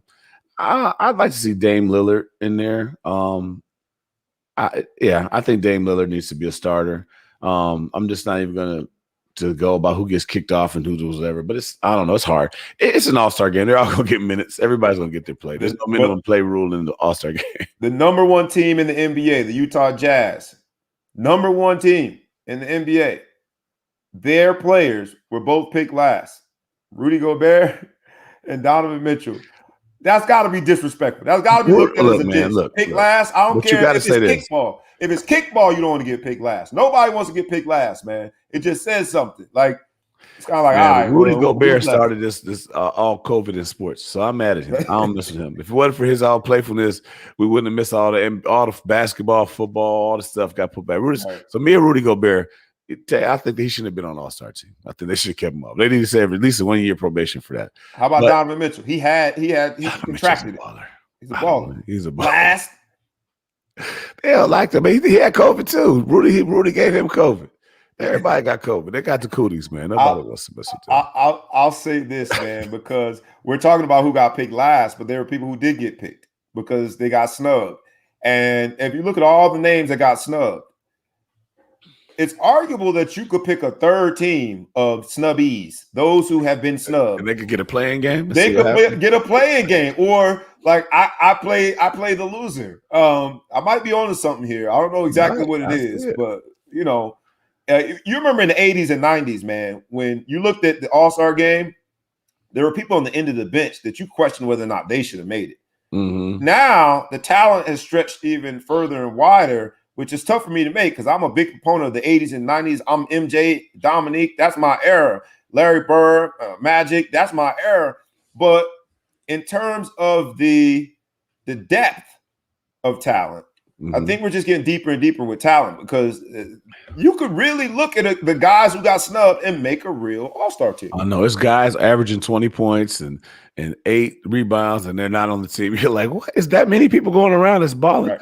I mean, right. I guess that speaks to the defense. They couldn't do all defense. Jimmy Butler will be on that team. Westbrook, Trae Young, Tobias Harris, Middleton. But they're saying Jimmy Butler, though, he's not on the team because he's making a stance. So what do you think about that? Check on your friend. Like he's making a stand about Bam. I kind of like that, man. I mean, maybe it was a cop out. He didn't want to play, but I kind of like that, man. Would you do that? Could have been all-star. I wouldn't do it. No, I'm going to the game. You going? I'm bring you. Can I bring somebody? Because I'll bring you. So you and I are friends. I get snubbed, right? And now they say, Reg, you gonna bring me. I think I would rock with that. Do I get to travel first class? Yeah, whatever I do, you do. We come down. If wifey don't want to go, you come. See wifey, you come too. It don't matter. She'll be. I think it's interesting only because when we talk about legacy, we just went the whole back and forth about Carmelo, and then every time you're talking about legacy, All-Star games comes up. So Jimmy Butler, when we talk about legacy, we talk about his Hall of Fame argument. All-Star games will come up. And no one's going to look at the asterisk that, I could have gone, but I didn't go because I was stepping up and speaking up for Bam. But let's say, what is his legacy? He's got a reputation for being a cancer in the locker room and being a problem, and people don't like it. So he needs to put dirt in that hole a little bit more. So, the fact that he decides he doesn't want to go for his homie, that kind of helps fill that hole up. So maybe there's a little strategy there, but I don't know. I like that, though. Did you see that there are really no stars in the dunk contest? The days they had that big that dunked episode or something they were talking about dunking on ESPN, which I thought was a cool little series. But then you look at this dunk contest and no one seemed to want to be in it. Look at the 3-point contest and the skills competition. It's filled with stars, but nobody in the dunk contest. I don't know, man. What's going on with the dunk contest? Why don't you think? First and foremost, I think it should have been mandatory that Zion Williams was in the dunk contest. I think there should have been no choice. You have to do it. It's part of your contract at least 2 or 3 times because Zion is a monster dunker. But, I think people look at the All-Star weekend as a way to relax. And, you're out there dunking, jumping high and doing all that stuff. That's a lot of work. Shooting a 3 ain't no big deal. So I think for years, people have been moving away from the dunk contest. In my era, the baddest man, and then Michael Jordan is in there doing dunk contests, but LeBron's never been in it, right? No, I think Kobe's only was in it once. He was once, but he didn't really come in like LeBron did. But, I think it's one of those things where it's almost like field work. People don't want to go out there and do it. I wish they didn't feel that way because we love it. But people are trying to rest. They don't want to be out there trying to do all the dunks and practicing on it. But Zion Williams should have been forced to do it. Look, I think Kobe did come in with the same fanfare as LeBron, but I think it's just the era was such that he didn't even start on that Lakers team, though. That was a good Lakers team. He didn't start because of the team that he was on, not because of his talent. He got drafted and traded.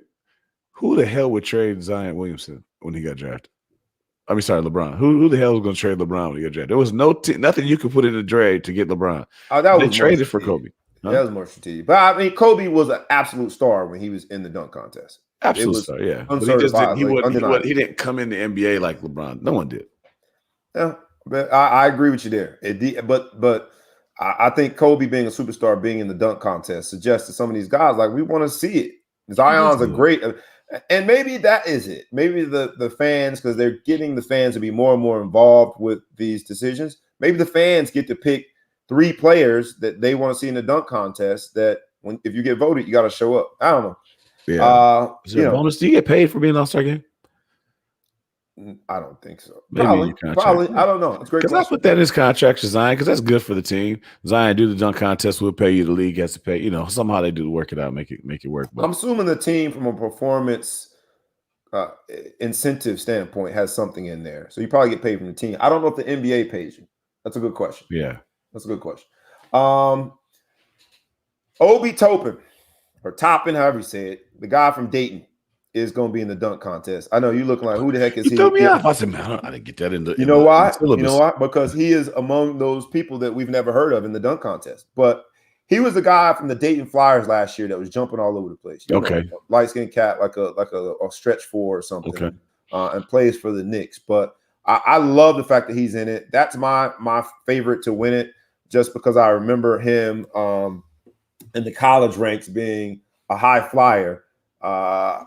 I'll go as far as to say Zion was on a different level, but he had like some Zion-like moments with his dunks. So that's my favorite to win it. And we'll see what happens. I'm hoping that it is not a super spreader event. I'm hoping that the All-Star game does not become a super spreader event. In this segment, Sports Freestyle, we got to talk about J.J. Watt. J.J. Watt is going to Kansas City. Check on your friends. He's going to get to play with D-Hop again. He spoke very highly of Deshaun and said Deshaun should be happy wherever he gets to, where he should be happy and get to play wherever he wants to play. And check on your friends. Checking on your friends also shows that this particular friend got a check. He got a big old check. Do you think J.J. Watt was worth the money? I don't know, man. You know, skills diminish fast in the NFL, right? You start to get a little older. He's in one of those positions like running back, defensive end. I mean, you have to be so good, so much better. Look at the Bears, and you start watching how quickly somebody can go from a monster, like with Khalil Mack, monster rusher, to get slowed down. So I don't know if he's worth the money. It's not my money to pay. Maybe out there in that nice dry air, maybe that'll help him come off that edge, and they do it. So I think it's interesting the response we're getting. So D Hop was happy to get him back, right? So he loved him as a teammate. But then some of his coaches were hating on him, saying he was selfish. He was about that. I can't stand anonymous quotes. I can understand if you tell me something, I'm gonna bring it out. I don't want to put your name out there, but don't say that to the media and then be anonymous. I have a real hard time with that as a coach, because you just keep that to yourself. But you're gonna trash the man and you don't want to stand behind it. But you got to look at it and say, if a coach really said it, it must be probably something to it. I don't know. So I don't know. I think he's a great player. I always liked his game. Is he worth the money? I don't know, man. I think they paid for a name. At the end of the day, like, I ain't paying for a name. This is not like some buy a brand type business. You got to buy production. And J.J. Watt over the last 2 years has done a lot and said a lot, but he has not been productive. And I just don't think that you spend that type of money on a player that is in the twilight of his career if you're trying to build a winning team. I like Kyler Murray. I like D-Hop. I like that team seemed to be, before they did an about face and went in the wrong direction last year, they seemed to be going in the right direction and seemed to be, I thought, a favorite to be one of those teams to make the jump into the playoffs. Just like I said with Cleveland last year, and we made the playoffs. I don't think you spend that type of money on a player that has not been very productive over the last 2 seasons just because of his name. That name's not going to earn you any sacks. It's not going to earn you any wins. Nothing. He has some injuries. Maybe he's back. He's going to do whatever. He's dealt with a couple things. I can't. What did he hurt last year? Man, he hurt everything. Everything. He's aging. Maybe he got some tussin. He put some tussin on it. Put some tussin. Now he's good. Now he'll be good. Right. Get that dry out his joints a little bit. They'll be a little bit ready to go. So we'll see. Best of luck, J.J. Watt. You get best of luck to him. We're gonna bring it home on the keep. This check on your friends episode. We're gonna bring home in the fourth quarter. But before we do that, we've got at least to talk about this mental and physical health. Check on your friends. Monty Ball, former Denver Bronco, talked about the locker room culture. Vincent Jackson's life. They talked about how he struggled with alcoholism. Josh Gordon, now that we know that was very notorious for struggling with addiction and abuse, drug abuse. He's now signed with Johnny Manziel's FCF team, and Johnny Manziel struggled with addiction and abuse. This whole mental and physical health when it comes to the NFL seems to be, we all have to do more. Check on your friends. The NFL as an organization needs to do more. Before we move into the fourth quarter, I didn't know, those stories collectively, I think, support the experience that you and I have had. We've got friends that have played in the NFL. That transition has been horrible. We've got friends that have played major college program. The transition is horrible, both from a physical and mental health standpoint. I hope that we all do that, check on our friends, but it seems as though that is something that is not getting better. I agree with you. I think it's difficult when it comes to this mental health. And if you think, first thing we say tongue in cheek is somebody, man, that boy's crazy, man. He'll do anything. He'll do this, whatever. But there's just something to that. Playing this sport that we play, a lot of people out there watch football and they've maybe done little league, whatever. But when you get out there with the horses, the Clydesdales that you see at the college and the pro level, and you still going full speed, you're hitting people, the aggression you had to pull out, it's just not like what normal human beings go through on a day-to-day basis. And so, yeah, there's going to be some substance abuse and doing different things. And we do everything hard. We lift hard, we run hard, we party hard. There's a lot of things that people do. I feel, the Ball situation, he was drinking 4 nights a week. He's like, nobody was saying anything. That happens in normal society too. I don't want to put that on football players because I know a bunch of non-athletic alcoholics that go too far and people aren't saying anything to them because Facts. It's just very hard, it's a very hard subject for people to broach with people. So it's tough. The Vincent Jackson thing, I read about his life. Man, he was doing great things. He just graduated from college not too long ago. He just started a foundation. Nothing that would make you think if you're close to him that you had to check. Everything seemed to be going so well.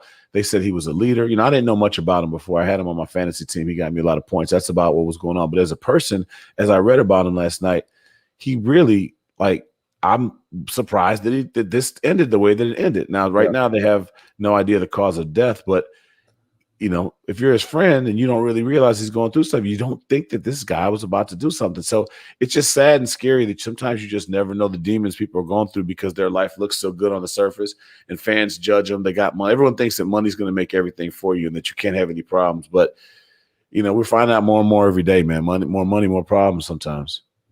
Absolutely. That's why we came up with this episode titled Check on Your Friends. The smile could just be a decoration. So make sure that you really check on your friends, check up on them and make sure that they're doing okay. If there's anything that you sense in the conversation that seems a little off, ask, say something, tell someone else. It is very unfortunate. It is very unfortunate. Before we hop into the fourth quarter, which will be more strictly business, before we get into the business, we'll end this sports freestyle segment with the question to our audience member. Who will win? Who's your favorite? I already gave my favorite in terms of who's going to win the dunk contest. I'm going with Obi Toppin from the New York Knicks. Who do you guys think is going to win the 3-point contest? Who do you think is going to win the skills competition? Chef Curry. Make sure that you get it in the comment section. We want to document it. Who's going to win? Don't pop up after they win the competition. I knew he was going to win. I was going to win. Let's document it. Who do you think is going to win the 3-point contest? Is going to be crazy. And the skills competition. So, is Steph and Seth in it? Steph and I don't know if Seth is in it. That'd be nice. That'd be great to see that at a final. Steph and Seth. But Seth has been shooting the leather off the ball, so I would imagine he would be. Is your boy in it? Is your boy in it? Take no. Lamelo. Hey, let's make sure that you guys weigh in. Who do you think is going to win? They just posted the skills competition and 3-point competition. Let us know who you're going to win. All right, let's hop into the fourth quarter. Fourth quarter will be. That's how we used to do, right? That's how we used to do. Yeah. And we got to get in and out of here in a few minutes because we ran long messing around talking about Carmelo today. Carmelo sparked a whole lot war. Good old Carmelo Anthony. Let's get into it. This will be more of a people's court version. And so the people's court, because we get the people what they want. Big Flo from Big Flo Show, B. Brian ESQ, a.k.a. the Ball Hawk, a.k.a. the Mouth South, a.k.a. Mr. Excessive Celebration from the Ball Hawk Sports Talk. Let's get in. James Harden and Adidas is promoting his new shoe in minority-owned business. And so, here is this whole concept that Jay-Z said it. I'm not a businessman. I'm a business man. And James Harden is I think, showing us that. I love what Adidas is doing. What do you think about Adidas promoting the shoe and it coming across as minority-owned business? So if I read the story right, instead of doing big billboards, they're going to some of these businesses and they're putting posters in their shop and they're paying these shops for their space to be the advertiser. I mean, I love it. I mean, you're trying to rebuild these communities, hoping out in the pandemic. This is unbelievable. I do believe there's some sort of an auction going off. They're going to give some money to 3 of the minority-owned businesses, but I love the fact that big brands are starting to wake up and realize that the whole social, responsibility piece. And what a great way to do it. You're going to pay somebody on a billboard at some big company that's, got millions of dollars already, or you're going to pay a local business. Hey man, I'm going to put this poster up in your store. It's going to attract things. You guys can make some money off of it. And hopefully these guys survive. I can't compliment them enough for that. I like it too. In the same episode that we talked about plantations and stand on the boat, you said the word auction. So I shuddered a little bit.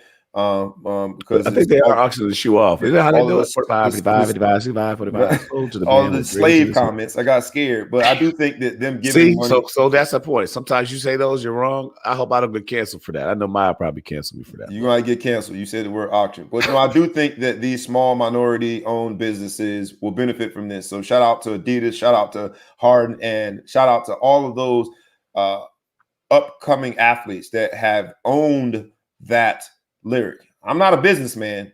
I'm a business man. And another person that is a business man is Mike Tyson. So he wants everyone to boycott Hulu over this Iron Mike series. Said basically they stealing. They stole his story during Black History Month, and it couldn't be any more inappropriate and tone deaf during Black History Month to steal his story and benefit off of it. Is Iron Mike got a point here? Because Iron Mike was, we all know about Don King stealing from Iron Mike. Did Hulu do the same thing? Are they the new version, technology version of Don King, stealing from Iron Mike? I looked at that story and I hadn't heard of it. And I thought a bunch of things came through my mind. First of all, when you're a public figure, unfortunately, people kind of have the right to tell your version of the story because there's two different versions. If you get to consult on the story, then it's going to come out one way. And if I have to tell it, it's going to come another way. And there's been a lot of public media stuff that they can go after. Yeah, it's unfortunate to do it. The problem is Mike wants us to boycott it. And I love Mike Tyson. I love to support him. But now I want to watch it. You know what I mean? Now that he boycotted, now I want to watch it. Yeah. I probably would have never heard of it. I had never heard of it had he not said it. And I don't know. It's weird. I mean, the Chappelle Show was different because it's all reruns, and I guess younger people may not have seen them. But people can say, all right, I'm going to stop watching the Chappelle Show. But I've seen them already anyway. But this Mike thing's like, man, how do I not watch a story if it's the untold story of Mike Tyson that he doesn't want you to know? It seems juicy. So it's like, Mike, I want to support you, man. But I already Hulu, Hulu's not just for live sports. It's a lifestyle. So you got to look at that comment. They tealing. Oh, that's just messed up. Hey, that's terrible. I'm gonna say it like this. If you thank you, Miss Tanya. I love the fact she watches every week, and I really can. Not only you can't just read that, you got to read it in your Iron Mike voice. You might have put feeling. They feeling. They feeling. But I'll say this, man. If and I have no problem being called a snitch here. If you mess around and watch it, I'm telling on you, Big Flo. Because Iron Mike wants you to boycott. You're supposed to boycott. Don't make me tell on you, man. Iron Mike gonna punch you in the ear.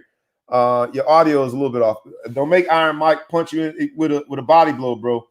Because he is still Iron Mike. Yeah, I apologize. Nah, no worries. You're good, man. But you better not watch that doggone show. I'm telling Iron Mike. Don't you kind of want to watch it now that I do, but Iron Mike is like Candyman. I'm not saying his name 5 times in the mirror. I'm not watching that show. Iron Mike say boycott, I'm boycotting. That way, if we ever run say boycott, we boycott. We boycott. Just in case we run into each other. And Iron Mike asked me, "Did you watch the show?" I'm like, nah, Mike, I boycott. You got a lie, dog. I ain't watch that. All right, the Atlanta Dream sold to a group that includes a former WNBA star, Renee Montgomery is her name, and not only is it a great story, but I love the fact that everything seems to be about LeBron. But LeBron highlighted it and apparently was a consultant on the deal of some sort. What do you think about that? The team being sold right under from the nose of the senator who shall remain nameless on this show. You anonymous on this show. But that it is now being owned by someone who used to play the WNBA. Fantastic. I mean, I think that women athletes are finally kind of getting celebrated a little bit more. Minority women athletes, are coming up. I love that LeBron would look over. I think LeBron had invited her into a group to buy the Lakers at first, and she considered that, and then she went and did her thing on this, if I read the story correctly. I just love the camaraderie. I just think as a culture and a community, we have so many negative stories about sports athletes, so many crash and burns, these people, this. I love the fact that you got a guy like LeBron. I don't want to put too much attention to LeBron on this one. I want to celebrate the young lady, but just real quick, I like the fact that people are reaching out to other people and saying, hey, this is how we do it. This is how we come up. Right. Because that's how all the different groups around the world that are successful do it, is because they embrace each other and they give each other moves. They don't just sit there and say, I'm doing this, I'm doing that. So I love it. I love the fact that she's doing it. I'm glad that the WNBA is got an investment opportunity that's worth investing in. I had always thought it was kind of a lost leader. But if it's making money, it's great. It's a great story. Renee Montgomery, we celebrate you. LeBron being a consultant in that deal, or if not just a consultant, but a promoter to talk about the deal and congratulate Renee Montgomery. I think it's a good story all the way around, good for the business. We talked about last week from a personal finance standpoint, building generational wealth. I think that these athletes, these professional athletes are indeed, if I think of them as a family, if I think of them as a generation, they are building generational wealth.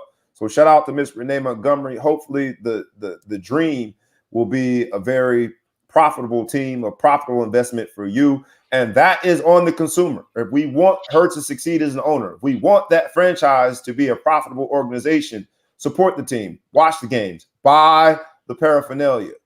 That's the only way this happens. It is a business, man. So make sure you support that business. Harrison Barnes, he works on closing the wealth gap. He's starting his own fund. And I love it. Harrison Barnes, who was, a role player and had done some, financial literacy stuff when he was playing, but he's trying to help educate Black and brown kids and doing so, educate them on financial literacy, and doing so and putting his money where his mouth is. What did you think about the story with Harrison Barnes? He's more than a role player when it comes to financial literacy. I think it's fantastic. I think the thought was that they were going to get 1 million kids and start them off with a brokerage account with $40 in it. Personally, I hope that they have to keep it in there till they're at least 18 years old, so that kids, short. So you gave me $4 a kid, I got a cavity coming behind that $40. But I think it's great. Again, there's some change going on in this world within the athletic community that just has to be noticed, and it's definitely a trend that there's more Harrison Barnes stories and less stories about tragedy.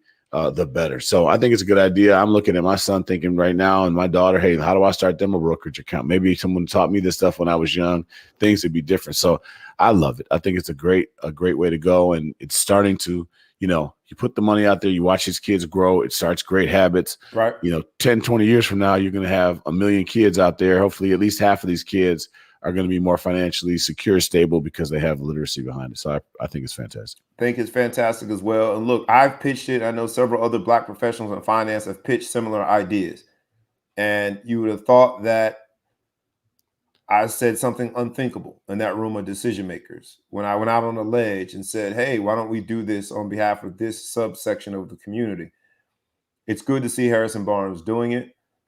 It's good to see, when you talk about check on your friends, that he's extended the definition of friends beyond just his immediate group of friends. And he's seeing himself as a friend to the community and to these young people. So shout out to Harrison Barnes. Love the idea. I hope it works out. Zion Williamson, who unfortunately won't be in the dunk contest, but he is set to release his first signature Jordan brand shoe. More than a businessman, he is a business man. What do you think? Zion, everybody waiting on this shoe. I mean, Zion deserves a shoe.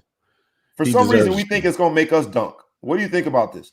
Well, it's going to have to be reinforced, right? The shoe, because remember how he busted out that shoe in college? So you're going to have some real strong shoes for something. But yeah, it's good. I like to see a big, strong dude get the shoe. You know what I mean? Big man coming out there doing it. But, get that Zion brand. I'm trying to think what his logo is going to be like. It's got to be something crazy. See, it's called Z Code. So I imagine it's going to have like the little Z in his head. Like what show was that with the guy with the Z? Cannonball Z or something? No, with Kid and Play in it. The movie. What was that movie called? House Party? With the character? No, Class Act. Class Act. Yeah, Class Act. Zion looks like the character from Class Act. Yeah, but I'm assuming it's gonna have some form of Z on it. It's called Z Code, but I mean, signature shoe in his second year, and he's got a lot of highlights, but Yeah, well, no, it's not. I mean, you think marketing is not about what you've earned. That's Hall of Fame. That's All Star. That's top 10 list. This is about dollars in marketing. Zion Williams has been a sensation since he was in high school. I know he was since he was a 15-year-old in high school, and he's had millions of followers, and people have been making money just waiting for this day. So he needs to cash in while he's hot and do whatever. So the way he plays, how strong he plays, you never know. He could be, one dunk away from twisting an ankle again or whatever. So, I want to get paid. Get paid while you can, young brother. Get paid. Hey, young brother. Luka Doncic. Again, I'm from Florida, man. I don't know all of these, what's silent, what's not. Luka, I'm going to refer to him, is his rookie card sells for $4.6 million. And this is right after we saw that Tom Brady's autograph Patriots rookie card sold for $1.3 million. I think, again, this generation is trending such that they're finding the value. And Luka, I would consider much more part of this generation, whatever that means, versus Tom Brady, which was my generation, our generation, older.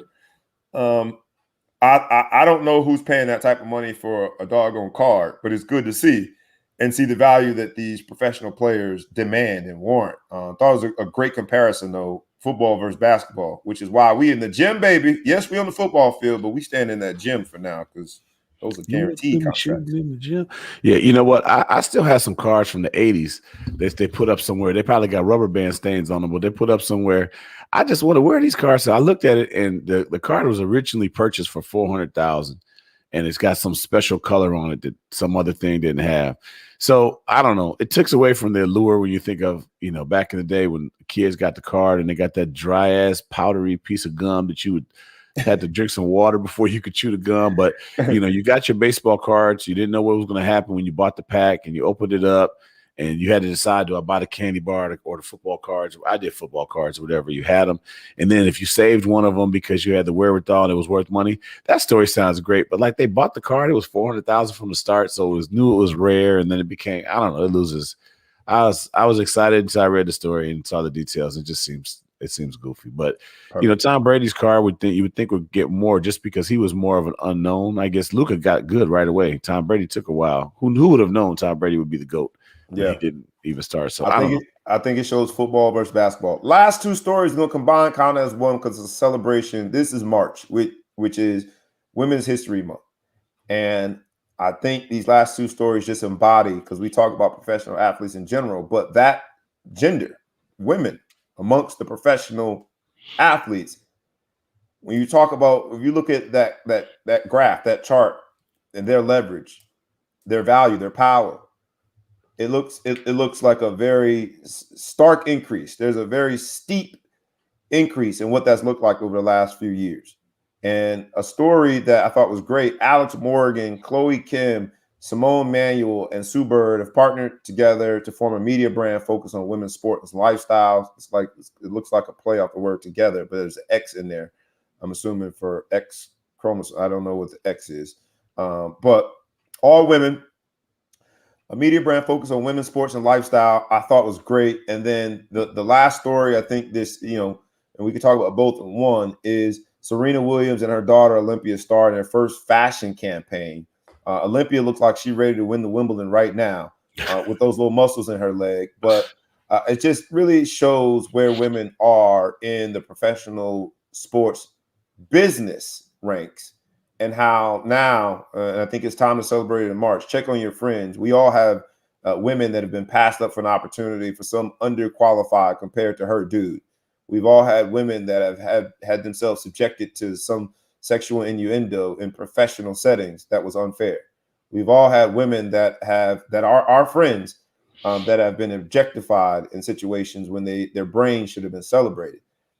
We've all had women that are amazing athletes that we've seen that have done things that we couldn't even think about. The pitcher at Notre Dame came in and she was a fastball pitcher. None of us could even hit the pitch. And so I think to see this, whether it be this new lifestyle brand or whether it be Serena Williams and her daughter Olympia in the beginning of March, wanted to make sure that be our last story What did you think about those two stories and the celebration of women as we close out for today? I've always been a big fan of Serena. I think that she's just lived life her own way, and she doesn't care what people are thinking. She's faced so much criticism for her physique from certain people, admiration from others. But so she's into fashion. I love it. She's going to show you her fashion. She's always been a high fashion person. I think that she's controlling the narrative with her daughter, bringing her daughter on with her own terms. Yep. If whatever she feels is comfortable for bringing her daughter into it, I like the fact that she's doing it. This group of women here, 8 gold medalists, 6 times X Game champs, 4 WNBA championships, 2 FIFA World Cup champions, 2 records. I think that these women empowering themselves to go out there and show their value is great, because, as athletes, you're only relevant for so long. So I love the fact that they're making that kind of a transition right now while they're still relevant. And I want my daughter to look at that and think that she can do that one day and not think it's just, her brother that can do it or some dude that can do it. So I love it. I'm all over it. We'll close out there in Women's History Month, the month of March. Let's celebrate our women. Let's celebrate our friends. Check on your friends, you all. That has been the moral of the story. That's how we're going to end the show where we started. Check on your friends episode. This is the Ball Hawk Sports Talk with your boy, B. Brown, ESQ, a.k.a. The Ball, a.k.a. The Mount South, a.k.a. Mr. Accept Celebration. Thank you, Big Flo, from the Big Flo Show. Please like, please comment, please share. Tag a friend, tag a foe, tag anybody that you know. If you're listening in the podcast universe, please subscribe. We love the support. We thank you for it. We'll continue to work on making this a better product, not for ourselves, but for you. So thank you for being a listener. Thank you for being a viewer. And we'll be back next week with the Ball Hawk Sports Talk. Check on your friends episode. Y'all make sure y'all share this thing. We out. Peace.